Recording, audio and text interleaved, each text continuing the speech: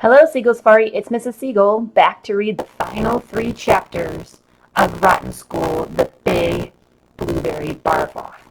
Before I start reading, I do want to apologize for not finishing it up last week. Things around here got a little crazy. We had a couple birthdays in the family. We had to go celebrate, of course, social distancing. And it just got a little crazy. So anyway, we're going to finish it up today. Then I'll take the week off. And then you will get to start the next book next Monday. Okay, so the Big Blueberry Barf-Off, we are going to, where we left off is they just started eating the pies. The pie eating contest has begun. Let's find out what happens. I will warn you, this chapter is pretty disgusting. Chapter 16, The Big Barf-Off. Wes Updude raised the first pie to his mouth. Sherman and his nice house pals cheered him on. Go, Wes! Go, Wes! You go, Wes! Eat pie! Eat pie! You're the nice guy! Wes opened his mouth wide and took a big bite. He made a loud noise as he swallowed. Then he pushed the pie to his face and chomped down hard on his second bite. What's up with Beast? I wondered. Beast stared at the pile of pies. He didn't pick one up. He just stared. Beast! Beast! Beast! Yo, Beast! All my Rittenhouse buddies cheered. But Beast ignored the cheers. He just sat there gazing at the stack of pies. Wes made disgusting swallowing sounds as he finished his first pie. The nice house crowd was going wild. Wes grabbed the second pie on his pile. He jammed it into his face. He was 2 pies ahead of Beast. He was reaching for his third pie. And Beast just sat there. Time out, I shouted. Time out. My heart was doing flip-flops in my chest. I ran up to the table. I shook Beast by the shoulders. Wake up! Wake up! I cried. The contest started. What are you doing? Start eating. Beast grunted. I have a problem, Bernie. A problem, I said. What kind of problem? I'm not hungry, Beast said. That's not a problem, I said. Don't stuff yourself. Just eat 15 pies. That should be enough to win. You don't get it. You don't get me, he said. I'm not hungry.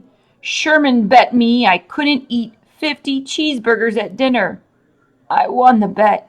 I ate 54 cheeseburgers. Now I'm feeling kind of stuffed. Sherman bet you? I cried. Where is he? I'll kill him. He's a cheater, a total cheater. Beast let out a huge burp that sent my glasses flying off my face. He had terrible cheeseburger breath. I felt a tap on my shoulder. Sherman stood beside me. Is there a problem? He asked. Yes, I said. These pies are not the right size. They have an 8-inch diameter. The pie-eating rule book says that all pies must have a 12-inch diameter. We'll have to hold the contest some other time.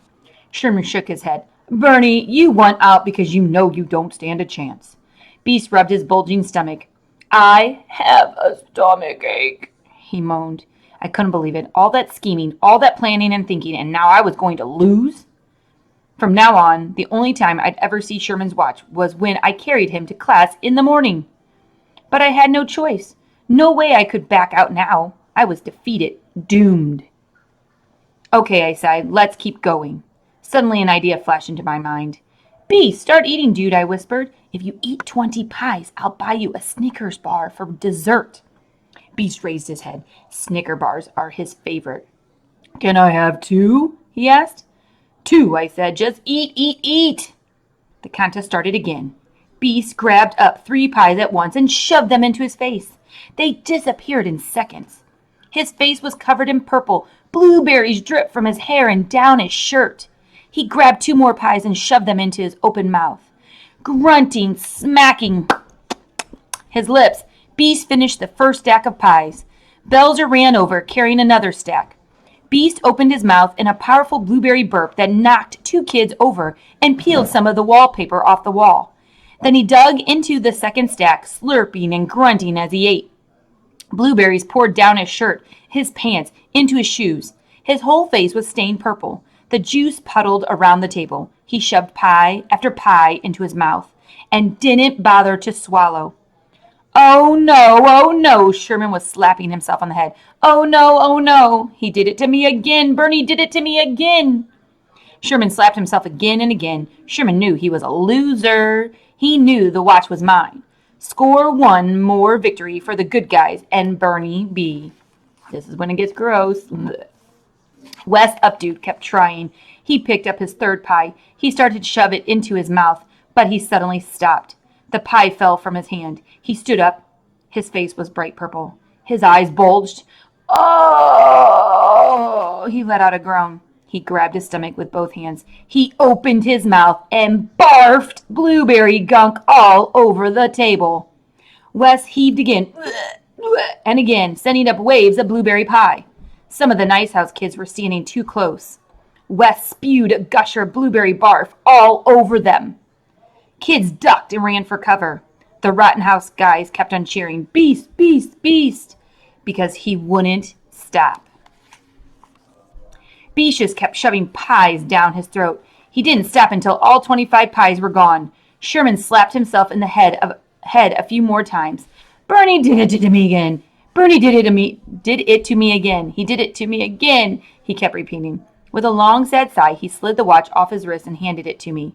Then he bowed his head and slunk away. "Mine! Mine!" I held the watch up. I let my friends touch it. Wes Updude was bent over double. He was groaning and moaning. He was covered from head to foot in blueberry barf. Two of his friends started to carry him from the room. "Beast, beast, beast," the cheers continued. Beast stood up to take a bow and fell face down into the pile of blueberry barf on the floor. Ew. He didn't move. I slid the watch onto my wrist. It fit perfectly. I liked the feeling of gold against my skin. "Good work, dudes," I started, but I stopped when I heard footsteps. Uh-oh. Footsteps? Yes, echoing out in the hall. Rapid footsteps. Rapid means going fast. Rapid footsteps moving closer. We all froze as the door swung open.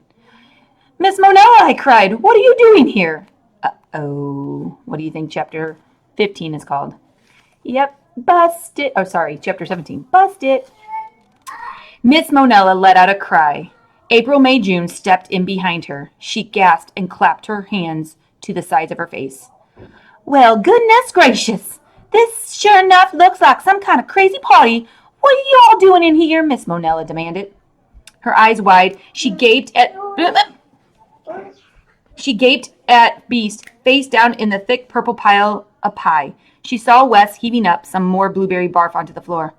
"Gross! What a disgusting mess!" April May cried. Where are all my wonderful pies?" Miss Monella asked. "What have you done with the lovely blueberry pies?" I gave her my cutest, most dimply smile. "Well, we had a little contest," I said. "You know, a little birthday party to cheer up Chipmunk." "But where are all the pies?" Miss Monella asked again. She raised a hand to her forehead. I guess she was feeling dizzy. "The pies, Bernie. Where are the pies?" "Well, remember I told you those pies were for the school bake sale," Miss Monella said. "We were going to sell the pies and give all the money to the homeless kids," April May said. I swallowed hard. "The homeless kids?" Miss Monella's face turned angry. "Who is responsible for this?" she asked. I'm afraid he'll have..." Oh, check this out. Here she is walking in with April May June. Here they all are. Look at that. That's gross. Like poor Wes is still wanting to heave.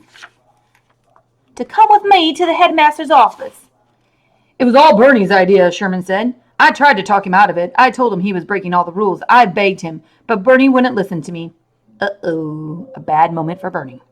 "Think fast, Big B, think fast."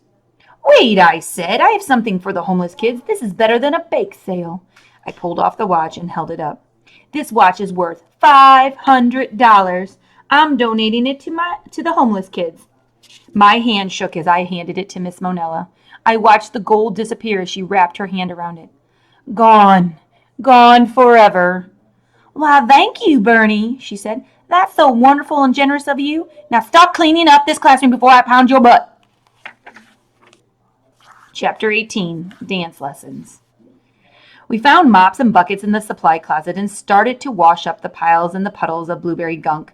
Dazed, I swished the mop back and forth, but I didn't see the floor. All I saw was that watch. I had it in my hands. In my hands! For less than a minute. Tragic. Tragic. I felt a tap on my shoulder. I turned to see Belzer behind me. He had a worried look on his face. "Bernie, you're standing in the bucket," he said. I glanced down and saw my shoe in the bucket. My pants leg was covered in purple goo. I felt too bad to move it. Feeman and Crunch came over. Feeman slapped me on the back. "Cheer up, Big B," he said. Grinning, "We won the pie eating contest." "Yeah, we beat those nice house bums," Crunch said. I looked at my 3 buddies one by one. Did any guy ever have better friends in the world? "You're right," I said, stepping out of the bucket. "We won. We won the contest. Rittenhouse rules. Nice house lost big time." We all cheered and pumped our fists in the air and slapped one another a lot of high fives and did the secret Rittenhouse handshake. "Shut up and mop," Miss Monella said. The next night, I wandered to the student center thinking hard. I needed to plan a new scheme to take my mind off that watch. I was thinking so hard I didn't even see April May come up to me. She grabbed me by the shoulders and shook me to get my attention. She smiled at me. "Bernie, when you gave that watch away last night, that was the most generous thing I had ever saw in my whole life," she said. "Maybe you're not a totally scheming, selfish, egomaniac creep after all." A compliment. Do you believe it? A compliment from April May?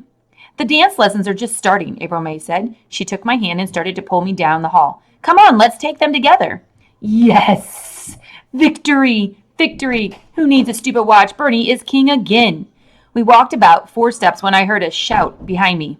Then I heard the thunder of running footsteps. Who do you think it is? I cried out as strong arms wrapped around me and someone tackled me hard from behind. Oof! I fell flat on the floor on my stomach. I whipped around and stared up at Jennifer Eck. "There you are, sweet cakes," she guessed. "Time for our dance lessons. You promised, remember? Let's go." She swung me over her shoulder and carried me down the hall, screaming, "You're mine, all mine."